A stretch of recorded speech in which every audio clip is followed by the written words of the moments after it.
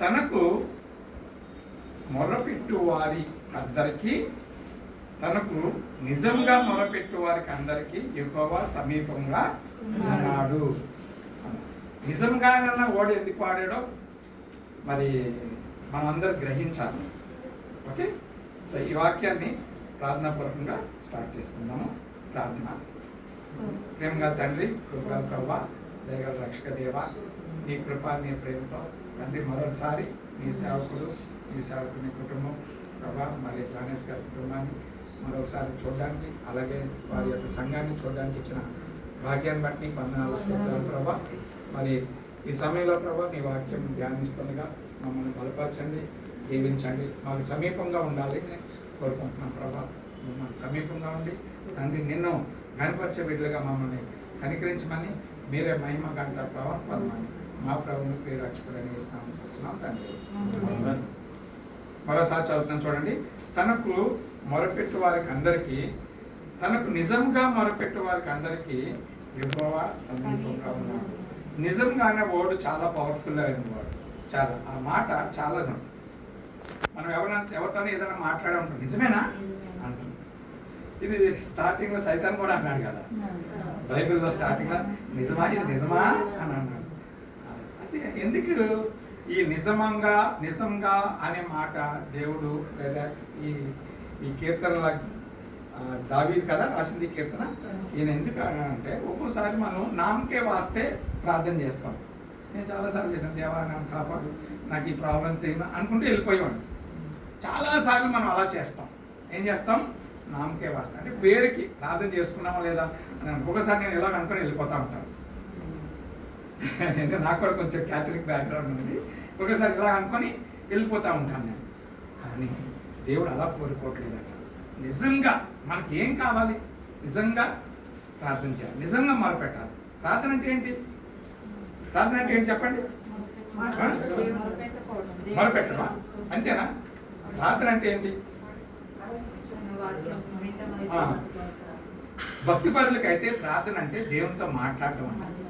మరి మనకు కూడా అదే. ఎందుకు? మనం కూడా భక్తి పనులమే కదా. కాబట్టి ఆదివారం నాడు ఎన్ని పనులు ఉన్నా అవన్నీ వదులుకొని వచ్చి మనం దేవుని సన్నిధిలో కూర్చోన్నాం. అవునా కదా? ఏం వెళ్తాము 2 గంటలు 2-4 గంటల కింద కూర్చోవాలి అని అనుకుంటున్నామా? అనుకోవట్లేదు. ఎందుకంటే దేవుడు అంటే మనకి భయము ఉంది, భక్తి ఉంది, ఇష్టము ఉంది, ప్రేమ ఉంది.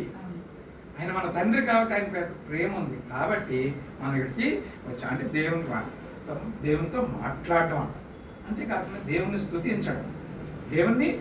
ప్రార్థన అంటే దేవుని స్తుతించడం.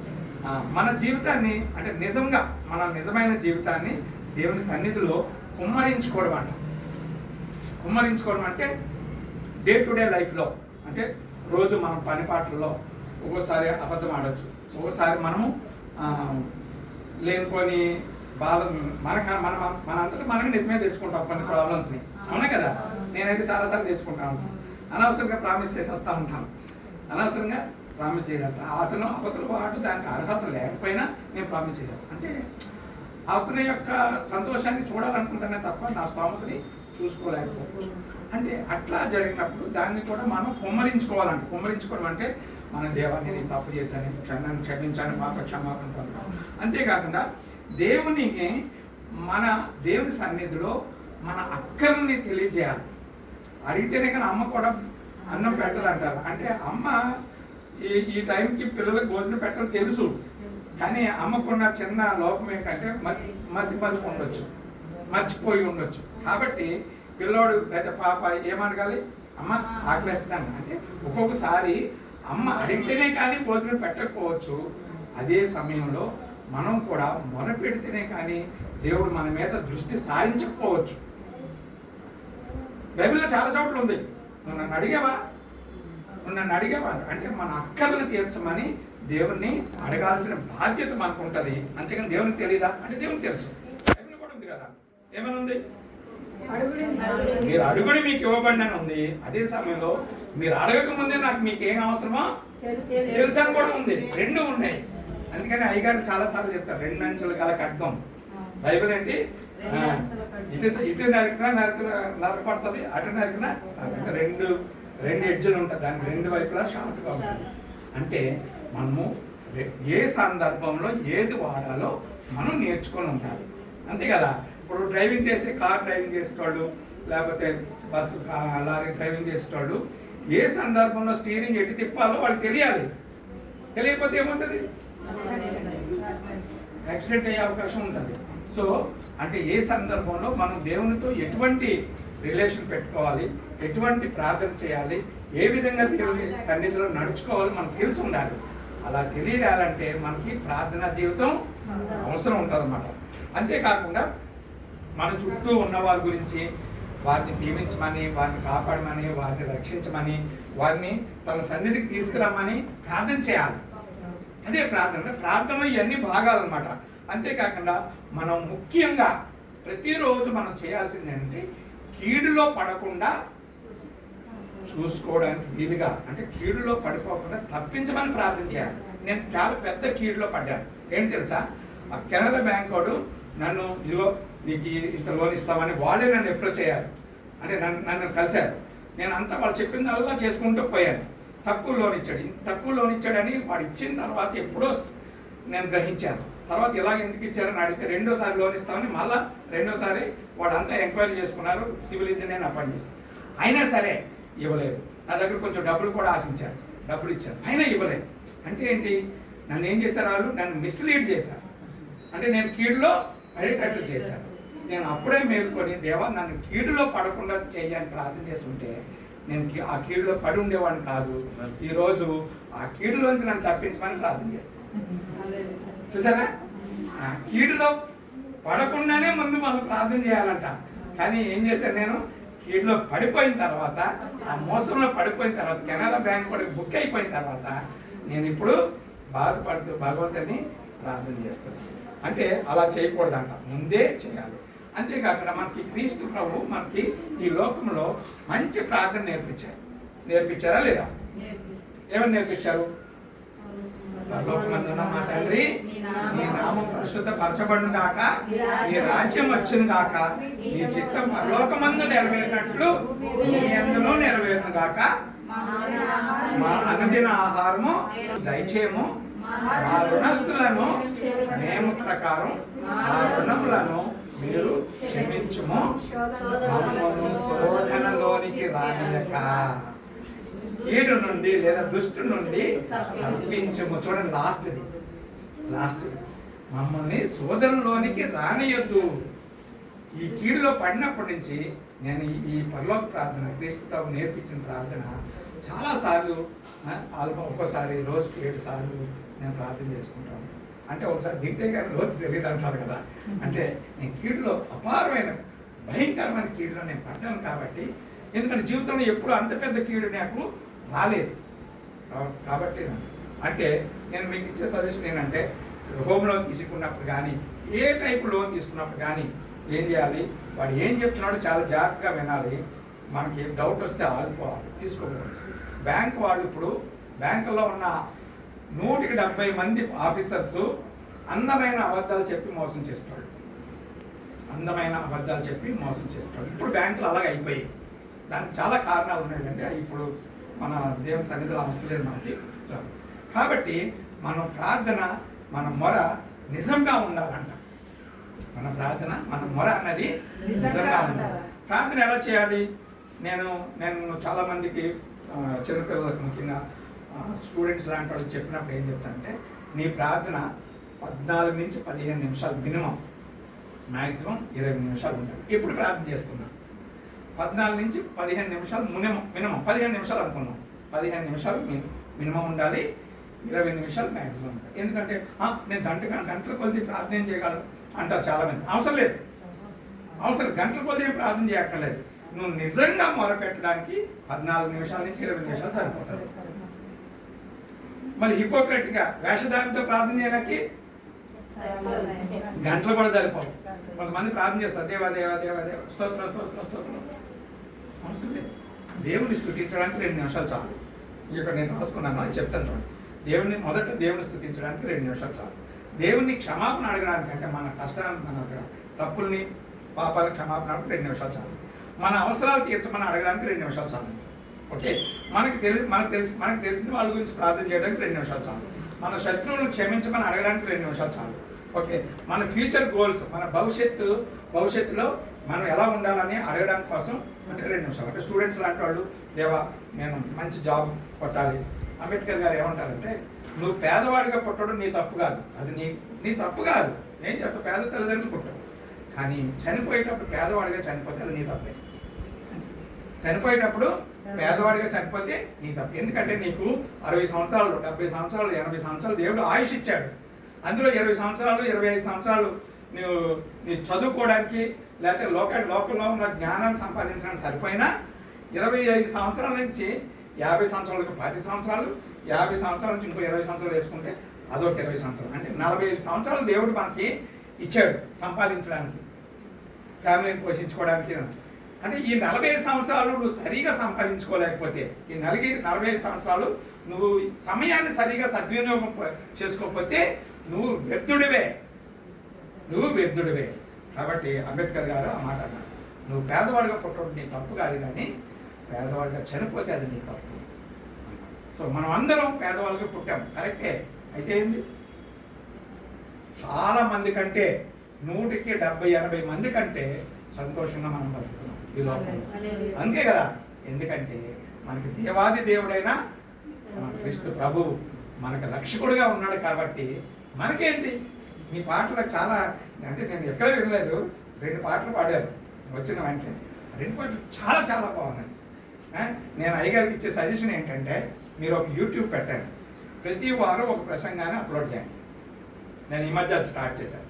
అంతేకాకుండా ప్రతి వారం ఒక సాంగ్ ఒకరితో సింగిల్గా ఇంట్లో పాడించి నీట్గా చేసి, ఒక డ్రమ్ అదే ఉంది కదా మన కంజీరా, దాంతో కూడా నీట్గా నెమ్మదిగా సైలెంట్గా ఫ్యాన్ ఏ సౌండ్ రాకూడదు, నెమ్మదిగా పాడించి ఆ సాంగ్ ఒక సాంగ్ ఒక ప్రసంగం చేయండి. ఎందుకంటే ఇది భావి తరాల వాళ్ళకి చాలా అవసరం. ఎందుకంటే మన లాంగ్వేజ్, నా లాంగ్వేజ్ అంటే నా యొక్క భాష మీకు అర్థమవుతుంది. ముఖ్యంగా ఈస్ట్ గోదావరి, వెస్ట్ గోదావరి, వైజాగ్ వాళ్ళకి నా భాష అర్థమవుతుంది. అప్పుడు నెక్స్ట్ రాబోయే తరాలు ఎంతమందికి ఆ వాక్యం అవసరం అని తెలియదు. దేవుడు యూట్యూబ్ అనేది ఒకటి ఇచ్చాడు కదా, చేయండి. నేను ఈ మధ్య చేశాను. నేను ఏమని మనసులో అనుకున్నానంటే, ప్రార్థన చేస్తుంటే, దేవా నేను చనిపోయేలోపు 1000 వీడియోలు నేను యూట్యూబ్లో వేస్తాను, అదే నా కంట్రిబ్యూషన్, అదే నా యొక్క వర్క్. సో దానికి నువ్వు సహాయం చేయి. 1000 అంటే నెలకు 2 అనుకున్నాం, ఎన్నో వస్తాయో మాకు తెలియదు. ఎందుకంటే ఇప్పటి వరకు చాలాసార్లు నేను ప్రసంగాలు చేశాను, చాలాసార్లు స్టూడెంట్స్కి వాక్యం చెప్పాను. ఎప్పటి నుంచి 92 నుంచి నేను వాక్యం చెప్తున్నాను. 92 నుంచి ఇప్పుడు ఎన్ని సంవత్సరాలు అయింది? 40 సంవత్సరాలు అయిపోయిందా లేదా? 92, 2002, 2012, 2022, 34 సంవత్సరాలు అయింది. 34 సంవత్సరాలు నేను వాక్యం చెప్తాను. అయినా సరే ఇప్పటి వరకు నాకు ఐడియా రాలేదు. యూట్యూబ్ వచ్చి కూడా 7-8 సంవత్సరాలు అయిపోయింది మన ఇండియాకి, అయినా సరే నాకు ఐడియా రాలేదు దేవుని వాక్యాన్ని. అందుకే నేను అయ్యగారికి మీ అందరికీ చెప్పేది ఏంటంటే, మీరు చాలామంది చాలా బాగా పాటలు పాడుతున్నారు. ఒక్కొక్కరు అమ్మగారు ఎలాగ ఇంట్లో ఉంటారు కాబట్టి ఒక్కరు వచ్చి మీరు ఆ రోజు నీట్గా, ఒకరేమో ముగ్గురు కావాలి, ఒకరేమో పాట పాడడానికి, ఒకరేమో కంజర్ కొట్టడానికి, ఒకరేమో ఏమంటారు ఇక్కడ పెట్టుకోవచ్చు ఫోన్ ఒక చోట ఇలా నిలబెట్టుకుంటే పెట్టుకుంటే సరిపోతుంది, అదే రికార్డ్ చేస్తుంది. అలా చేయండి. దేవుని యొక్క వాక్యాన్ని, పాటలని అప్లోడ్ చేయండి. అందరూ చేయండి. అందరూ అంటే అయ్యగారు ఒక యూట్యూబ్ ఛానల్లో ఓపెన్ చేయండి. అయ్యగారు మీరు ఓపెన్ చేసి చేయండి. ఇది చాలా చాలా అవసరం రాబోయే తరాలకి. ఓకేనా? సో అట్లా మన ఫ్యూచర్ గోల్స్ గురించి ప్రార్థన చేయాలి. అంతేకాకుండా మన ప్రతిరోజు ప్రార్థనలో దేవుని యొక్క 2వ రాకడ గురించి గుర్తు చేసుకోవాలి. దేవా నీ యొక్క 2వ రాకలను నన్ను, నా కుటుంబాన్ని, నా సంఘాన్ని గుర్తు చేసుకో. ఎత్తు నీ యొక్క 1000 ఏళ్ల పాలనలో మేము ఉండాలి, మేము చూసుకోవాలి. జానస్ పాస్టర్ గారిని, అమ్మగారిని మేము చూడాలి, మాతో వాళ్ళు మాట్లాడి మేము వాళ్ళతో అని ప్రార్థన చేయాలి. చూడండి, ఇవన్నీ మొత్తం 7 అంశాలు ఉన్నాయి ప్రార్థనలో. అలా చెప్తాను చూడండి. 1 దేవుని స్తుతించాలి, 2 దేవుని క్షమాపణ అడగాలి, 3 మన అవసరతల గురించి ప్రార్థన చేయాలి, 4 మనకు తెలిసిన వారి గురించి ప్రార్థన చేయాలి, 5 శత్రువులను క్షమించమని ప్రార్థన చేయాలి, 6 మన ఫ్యూచర్ గోల్స్, మన జీవితంలో ఏం సాధించాలనుకున్నాం వాటి గురించి ప్రార్థన చేయాలి, 7 2వ రాకడ గురించి ప్రార్థన చేయాలి. ఈ 7 అంశాలు ప్రార్థన చేయడానికి 7 ఏళ్ళు 14 నిమిషాలు చాలు. ఓకే? లేదా మీరు శత్రువుల గురించి ప్రార్థన చేయాలి. మీ శత్రువు ఉంటాడు, ఎవడో నేను ఇంతో గొడవ పెట్టుకుంటాడు, వాడి గురించి 3 నిమిషాలు ప్రార్థన చేయాల్సి వస్తుంది. లేకపోతే నీ యొక్క సంఘస్థులో లేదా చుట్టుపక్కల వాళ్ళు ఎవరో కష్టంలో ఉంటారు, వాళ్ళ గురించి 3 నిమిషాలు ప్రార్థన చేయాల్సి వస్తుంది. అలాగా 20 నిమిషాల వరకు ప్రార్థన చేయవచ్చు. అట్లా వీలైతే రోజుకి మారు ప్రార్థన చేస్తే అది చాలా అవసరం. అంటే ప్రొద్దుట ప్రార్థన చేసినప్పుడు కొంతమంది గురించి ప్రార్థన చేయండి, మధ్యాహ్నం కానీ 3 గంటలు కానీ ఎప్పుడో మీకు టైం ఉన్నప్పుడు కొంతమంది గురించి ప్రార్థన చేయండి. సాయంత్రం పడుకునేటప్పుడు ఖచ్చితంగా మీ కుటుంబం గురించి, మీ గురించి, మీ సంఘం గురించి ప్రార్థన చేయండి. ఇలా చేసి దేవుని యొక్క దీవెనలు పొందాలని కోరుకుంటున్నాను. ఎందుకంటే ప్రార్థన అనేది జీవితంలో 3 పూట్ల భోజనం లాంటిది, అవునా కదా? 3 పూట్ల మనం భోజనం లేదా 2 పూట్ల మనం భోజనం ఎంత అవసరమో, నీళ్లు తాగడం ఎంత అవసరమో, గాలి పీల్చడం ఎంత అవసరమో, ఆక్సిజన్ పీల్చడం ఎంత అవసరమో, మన ప్రార్థన కూడా క్రైస్తవ జీవితానికి అంతే అవసరం. ఇంకా అంతకంటే ఎక్కువ కూడా అవసరం. ఎందుకు ఎక్కువ అన్నానంటే, భక్సింగ్ అయ్య గారు 5-6 సంవత్సరాల పాటు ఆయన సిక్ అయిన తర్వాత ప్రార్థన చేయలేదు, ఓన్లీ గాలి పీల్చుకున్నాడు, ఏదో ట్యూబ్లో భోజనం పెట్టారు, ఏదో మొత్తం చేయరు. భక్సింగ్ అయ్య గారి గురించి తెలుసు కదా, వినే ఉంటారు కదా, లేదంటే ఆయన జీవిత చరిత్ర ఉంటుంది, చదవండి. కానీ ఆయన మనసులో ఆయన ఎప్పుడు అనేవాడంట, అంటే ఆయన ఎప్పుడు ప్రార్థన చేసుకునేవాడు. ఆయన చనిపోయినప్పుడు వాతావరణ పరిస్థితులే మారాయని మనం పేపర్లో చదివాను ఫేస్బుక్లో. ఎందుకంటే ఆయన చూడడానికి వచ్చాం, వరంగల్లో చదువుకునేవాడినప్పుడు నేను చూడడానికి వచ్చాను. ఆయన చనిపోయిన తర్వాత ఆ రోజు నెక్స్ట్ డే పేపర్లో ఒక దైవసేనుడు, గొప్ప దైవజనుడు చనిపోయాడు, వాళ్ళని చోట బరియలు చేశారని చెప్పి. అంటే ప్రార్థన అనేది ఎప్పుడు ఆగిపోతుందో మనకు తెలియదు. సో మనకి మనసు ఉన్నప్పుడు, నాలెడ్జ్ ఉన్నప్పుడు, నోరు ఉన్నప్పుడు బిగ్గరగా, లేకపోతే నీ రూమ్లో, నీ ఇంట్లో నువ్వు ప్రార్థన చేసుకోవడం అవసరం చాలా ఉంది. అంతేకాకుండా చర్చిలో అవసరమైనప్పుడు ప్రార్థన చేయడానికి అవకాశం దొరికితే చాలు, ఖచ్చితంగా ప్రార్థన చేయండి. మీరు ఎలా ప్రార్థన చేస్తారన్నది ఇక్కడ ఉన్న వాళ్ళకి అవసరం లేదు. ఎవరికి అవసరం కావాలి? దేవునికి అవసరం. కాబట్టి మనం ఎలా ప్రార్థన, బైబిల్లో ఎంతమంది ప్రార్థన చేశారు? చాలామంది దైవ భక్తులు, ప్రవక్తలు ఉన్నారు, దైవ భక్తులు ఉన్నారు, దేవునితో నడిచిన వాళ్ళు ఎంతోమంది ఉన్నారు కదా. మనం వాళ్ళందరినీ కూడా ఒక్కోసారి వాళ్ళ గురించి మనం నేర్చుకొని కూడా మనం ప్రార్థన చేయొచ్చు. నాకు ఈరోజు అంటే చాలామంది పేర్లు రాశాను, కానీ అంటే జస్ట్ చదువు వదిలేస్తాను. ఎబ్బేసు ప్రార్థన చేశాడు, దావీదు ప్రార్థన చేశాడు, సొలొమోన్ ప్రార్థన చేశాడు, సిలోమోను దొంగ ప్రార్థన చేశాడు, ఏలియా ప్రార్థన చేశాడు, ఎలీషా ప్రార్థన, అబ్రహాం, ఇస్సాకు, యాకోబు, ఓకే, చివరికి మన యేసుక్రీస్తు ప్రభు కూడా అందరిని ప్రార్థన చేశారు, హన్నా ప్రార్థన చేశారు. ఇందాక అయ్యగారు చెప్పినట్టు పౌలు, యోబు, దానియేలు, మొర్దెకై, ఎస్తేరు, ఎంతమంది, కొన్ని వందల మందిని బైబిల్లో ప్రార్థనా పరులని మనం చూపించవచ్చు, అవునే కదా? అంతేకాకుండా ఈ కలియుగంలో, అంటే ఈ యుగంలో, కలియుగం అంటే మీ అందరికి అర్థమవుతుందని చెప్తున్నాను. ఈ యుగంలో భక్సింగ్ గారు లాంటి ప్రార్థనా పరులను చూశాను. డానియల్ గారు అని ఎల్ఈఎఫ్ స్టార్ట్ చేసిన ఆయన దినకరణ్ గారి ప్రార్థనా జీవితాన్ని చూసాము. విలియం కేరీ గారి ప్రార్థనా జీవితం గురించి మనం చదువుకున్నాం, సినిమాలు కూడా చూసాం ఆయన గురించి. అలాగే సాధు సుందర్ సింగ్ గారు, ఇక పాల్ యాంగ్ చువాని, రకరకాల భక్తి పనులు, ఎంతో పెద్ద పెద్ద దైవ సేవకులు, మన చిన్న చిన్న దైవ సేవకులు, ప్రార్థనా పనులు అయిన వాళ్ళు ఎంతోమంది మన చుట్టూ చూస్తున్నాం, అవునే కదా? వాళ్ళల్లో ఇప్పుడు బైబిల్లో ఉన్న 3 గురించి టూకీగా ఒక్కొక్క రోజు ఒక 5 నిమిషాలు 6 నిమిషాలు చెప్తాను, విందాం. వినండి. ఎబ్బేసు ప్రార్థన చూద్దాం, తీయండి. ఎబ్బేసు బైబిల్లో ఎబ్బేసు ప్రార్థన మొదటి దిన వృత్తాంతంలో అయ్యగారు ఎంతవరకు టైం ఉంది? 10 to 2 బ్రదర్. మొదటి దిన వృత్తాంతంలో తీయండి, 3వ అధ్యాయము, 4వ అధ్యాయము 9-10 వచనాలు. ఎవరైనా గట్టిగా ఫాస్ట్ గా చదివేశారు. ఎబ్బేజు తన సహోదరుల కంటే ఘనము పొందిన వాడై ఉండెను. వేదన పడి ఇతని కంటినని అతని తల్లి అతనికి ఎబ్బేజు అని పేరు పెట్టెను. ఎబ్బేజు ఇశ్రాయేలుల దేవుని గూర్చి మొరపెట్టి నీవు నన్ను నిశ్చయముగా ఆశీర్వదించి నీవు నన్ను నిశ్చయముగా ఆశీర్వదించి నా సరిహద్దును విశాలపరిచి నా సరిహద్దు విశాలపరిచి నీ చెయ్యి నాకు తోడుగా ఉండ దయచేసి నీ చేయి నాకు తోడుగా ఉండ దయచేసి నాకు కీడు రాకుండా దానిలో నుండి నన్ను తప్పించుము అని ప్రార్థించెను.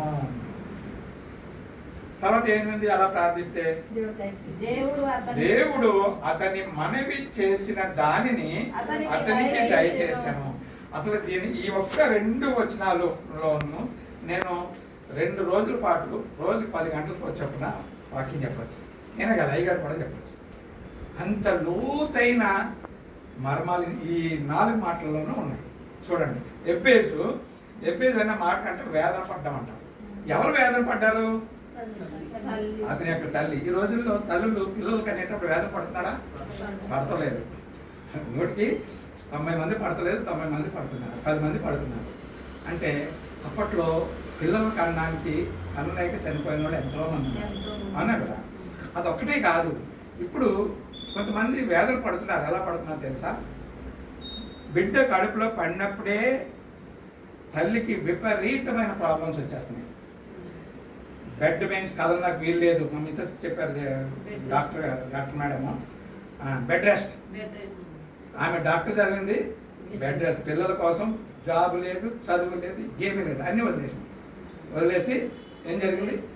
బెడ్ రెస్ట్ తీసుకొని పిల్లలు కానీ ఎంత వేదన వేదన వేదన, కష్టం కష్టం కష్టం. ఒక పక్క ప్రెగ్నెంట్ అయి ఉంటారు, ఒక పక్క అత్తగారు లేకపోతే ఎవరో ఒకరికి ఇబ్బంది పెడతారు. ఇప్పుడు ఇబ్బంది పడతలేదు అనుకోండి, ముఖ్యంగా మరొకరు ఎవరో చేస్తారు, లేకపోతే ప్రెగ్నెంట్ అయ్యి ఉండి జాబ్కి వెళ్తే అక్కడ ఎవరో ఇబ్బంది పెడతారు. అంటే కొంతమంది తల్లులు ఎంతో వేదన పడి పిల్లలను అంటారు. కాబట్టి ఆ వేదనను గుర్తు చేసుకుంటూ ఆ మళ్ళా తీస్తున్నారు. ఇది పిల్లలు పెరిగే కొద్ది వాడు స్కూల్కి వెళ్ళేటప్పుడు, హై స్కూల్కి వెళ్ళేటప్పుడు, అరే నిన్ను కనడానికి నేను చాలా ఇబ్బందులు పడ్డాను అని అంటూ ఉంటాను. అన్నారా అనలేదా? మీరు విన్నారా లేదా? ఇప్పటికీ వింటున్నాం మనం, అవునే కదా. ఇప్పటికీ మా మిస్సెస్ వాళ్ళ పిల్లల్ని అంటారు కొట్టుతారు. ఇప్పుడు తగ్గించేసింది, కానీ చిన్నప్పుడు ఎంతో కష్టాలు పడి నేను మిమ్మల్ని కంటే మీరు దాన్ని ఇప్పుడు ఏడ్పిస్తారా అని చెప్పేసి ఇష్టం వచ్చినట్టు. ఆమె పెట్టిందే తినాలి, ఆమె చేయమందే చేయాలి, చదువుమంటే చదువుకోవాలి, అంతే. వేరేది ఏమీ లేదు. హిట్లర్ అన్నమాట. ఎందుకంటే అంతే హోమ్ మినిస్టర్. ఎందుకంటే అంత కష్టపడి కన్నారు కాబట్టి ఆమె ఇష్టం. ఒక్కోసారి నన్ను కూడా పట్టించుకొని నా పిల్లలు ఆమె సమస్తం ఆమె తల్లే. సో కాబట్టి తల్లి ఎప్పుడైతే ఎబ్బేస్ తల్లి ఎప్పుడైతే అతనికి ఆ విషయాలు చెప్పిందో ఇతను బాధపడ్డాడు. బాధపడి దేవుడి దగ్గరికి పోయాడు. ఆ తల్లి అంత కష్టపడి చదివి నన్ను కన్నదట. ఇదేం నచ్చలేదు, ఇదేమీ నచ్చలేదు. కాబట్టి నువ్వు నాకు ఇగో ఈ 4 పనులు చేయి. ఏం 4 పనులు అవి? చూడండి, ఏం 4 పనులు? నీవు నిశ్చయంగా నన్ను ఆశీర్వదించు, నా సరిహద్దు విశాలపరచు. ఆశీర్వదించడం అంటే డబ్బులు అవన్నీ ఇవ్వు. సరిహద్దు విశాలపరచడం అంటే మనకి 2 గదుల రూమ్ ఉంది, ఇల్లు ఉంది. ఇప్పుడు ఏం చేయాలి? 3 గదులు చేయాలి, 4 గదులు చేయాలి, లేకపోతే పెద్ద ఇండిపెండెంట్ హౌస్ ఇవ్వాలి, లేదంటే పెద్ద పొలం ఇవ్వాలి. చూడండి ఏమన్నాడు? సరిహద్దు.